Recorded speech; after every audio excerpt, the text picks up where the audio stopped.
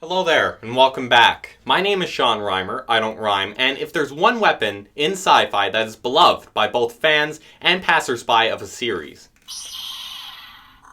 it's a lightsaber. And lightsaber toys in general have come a long way from being basically inflatable condoms on a flashlight.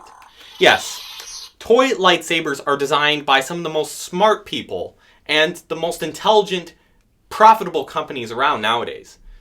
So, naturally, when Disney bought Lucasfilm in 2012, Mickey needed to get his three-fingered gloved hands all over the lightsaber. For those living under a rock, there's a place, at the happiest places on Earth, where you can journey into a galaxy far, far away. You can pilot the Millennium Falcon, have your credit card denied when you try and buy blue milk, and of course, build a lightsaber. It's called Savis, and I have the pin to prove that I went there. It's not heavily advertised at the park because, keeping true with the theme, it is run by scavengers who are under the constant eye of the First Order. Once you book your appointment online and pay your fistful of inelegant American money, you then have a big choice, your first big choice to make for the day. The theme of your lightsaber. Do you want it to look like a Jedi's lightsaber? A Sith lightsaber? Do you want it to scream Old Republic? Or is it inspired by nature? I wanted mine to look like a sonic screwdriver to remind me of when Doctor Who used to be good, so I chose the Old Republic style. They then give you a unique pin based on what you chose that you have to wear.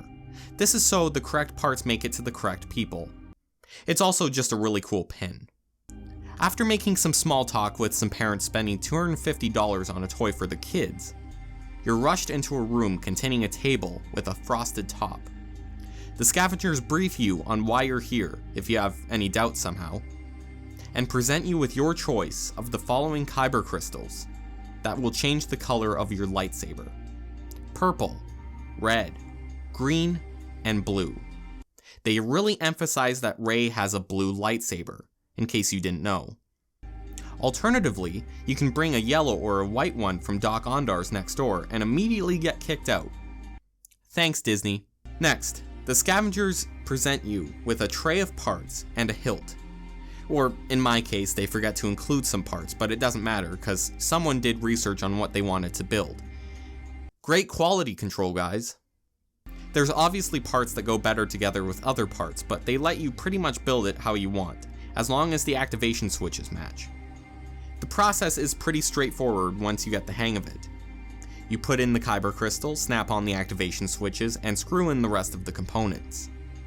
If you're like me and you're done early because you've done your research on how to build a lightsaber, one of the scavengers will ask you about the choices you made.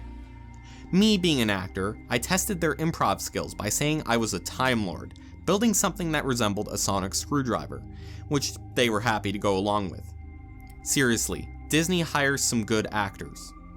Once everyone is done, the scavengers say they have to stabilize the crystal, which is corporate for "we're going to connect your hilt to the blade that's inside the table." After a cameo from Yoda, thank God it's not Rey, everyone, hopefully, in unison activates their lightsabers, which can be lifted from the table in a very cool effect. Finally, they give you a bag to carry it in, which kept getting caught in the X-ray machine at the airport on my way home. If you time it right, you'll even see the fireworks start as you leave Savi's. Of course, if you go to Disney World, you'll see nothing except cast members trying to get you out because it's closing time. You're probably wondering what's so bad about this, and the truth is, in the grand scheme of things, nothing. This is especially true when comparing Galaxy's Edge to its Wizarding World counterpart at Universal. Butterbeer versus Blue Milk, the castle versus the falcon, and most notably, the wand versus the lightsaber. And as someone who's done both, I can definitively say the lightsaber destroys the wand experience.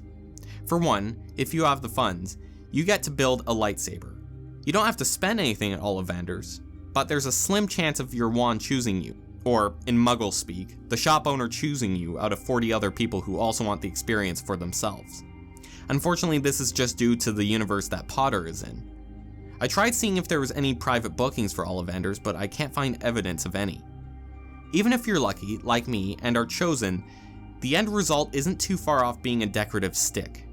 Sure, you can have interactive ones that manipulate things in the park, but what do you do when you get home? A lightsaber, by contrast, is unique to you, and does a lot more. So, that begs the question, where is my Savi's lightsaber? Well, I sold it. Let's get into why this product is one of the worst lightsabers on the market.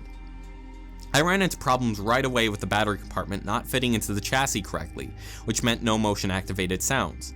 Those sounds, by the way, aren't any different from those found in a $30 lightsaber, which definitely means lack of smooth swing. I have to buy kyber crystals for $25 a pop to change the color and the sound, both of which I'm unable to fine-tune or cherry-pick. And then, when you do put a crystal in the saber, it is permanently on. That's right, there's no off button, so have fun spending a lot of money on batteries. Did I mention the saber isn't rechargeable? The lights don't travel up and down the blade smoothly, instead they stagger. The LEDs don't use modern NeoPixel technology. There's no secondary button for blaster deflections and a blade lockup. And the design overall is big, heavy, and in all honesty, it doesn't scream as an elegant weapon from a more civilized age. You're probably wondering if I'm going to talk about Disney's new retractable lightsaber, and I will. I have a tape measure at home, and never pretended it was a lightsaber because, well, it's a fucking tape measure. That's the technology they're using. Sure, it's got that retractable blade, but it won't have the modern technology that fan-made lightsabers like Crimson Dawn have for a similar price. And no, this video isn't sponsored, I just think it's funny that fans are doing better things than Disney. Nowadays, lightsabers come with amazing speakers, smooth swing, RGB, NeoPixels, heavy-duty blades, and an SD card so you can make it a rainbow lightsaber or something ridiculous. At least, that's what I'll be doing with my Saber Trio lightsaber.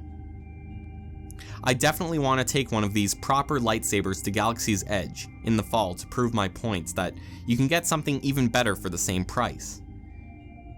But yet, you won't get the experience that Disney provides, which, when it goes according to the script, is breathtaking. Disney is full of storytellers and artists. They know taking a lightsaber out of a box and charging the battery and going through the code isn't magical. The end product is something pretty forgettable, but the experience of building that product is still why I have that pin. Plus, it's just a really cool pin. Regardless of what you pick, whether it be the best lightsaber money can buy, or a memory that'll last a lifetime, both of these will last longer and have more impact on you than an inflatable condom on a flashlight.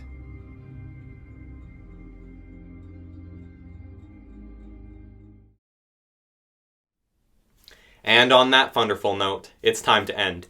Thank you very much for watching. Good night.